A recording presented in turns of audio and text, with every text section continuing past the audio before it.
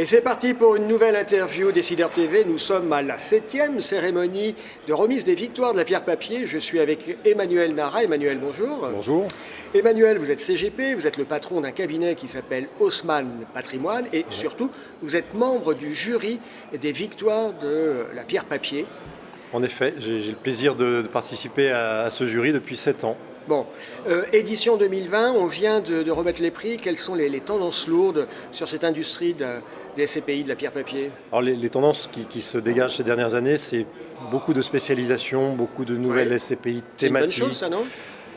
Pas forcément. À vouloir trop se spécialiser, on nuit à la diversification et nous, CGP, on est des adeptes de la diversification et on préfère finalement les véhicules généralistes qui offrent... Vous, personnellement, en tant que conseiller, vous préférez trouver un bon véhicule généraliste tout-terrain, c'est ça l'idée? Oui, ce qui n'empêche pas d'avoir des multispécialistes à l'intérieur de la SCPI pour gérer les différentes classes d'actifs, mais le concept d'offrir une solution clé en main très diversifiée sur une SCPI de bonne qualité avec un bon track record a fait ses preuves.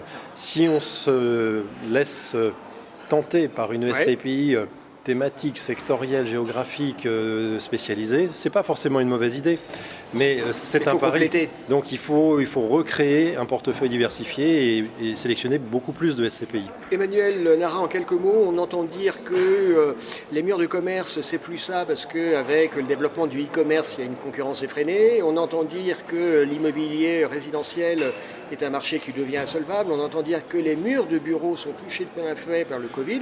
Est-ce que vous, en tant qu'investisseur, en tant que conseiller, vous n'êtes pas inquiet pour l'avenir des SCPI? Oui, alors on peut faire le choix d'être inquiet parce que de toute façon des motifs d'inquiétude on en trouvera toujours.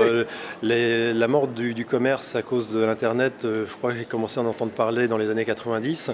Je pense qu'il y a des chocs, il y a des révolutions, des évolutions et qu'aujourd'hui une partie de l'immobilier de bureau va être impactée mais pas que négativement. Évidemment, on pense aux sociétés qui ont peut-être trop de mètres carrés en ce moment, mais il y a aussi celles qui ont besoin de plus d'espace pour avoir des distanciations entre les collaborateurs. Et donc, ça va un petit peu compenser. Ça ne suffira pas, mais surtout, il y a tellement de différences d'immobilier de bureau entre un bureau en plein cœur de Paris, dans un quartier prime, ou une tour de grande hauteur à la Défense, ou un bureau en région. Ce sont des marchés tellement différents. C'est des marchés très segmentés, et là encore, il y aura toujours une prime à la qualité. Toujours une prime à la qualité et aujourd'hui le marché parisien par exemple dans les quartiers prime se négocie au même prix qu'avant la crise du Covid, même parfois plus cher et c'est pas vrai évidemment dans des quartiers moins recherchés en dehors de Paris. Emmanuel Nara, c'est très clair, merci d'avoir été avec nous. Merci de m'avoir interrogé. Et à très bientôt. À bientôt.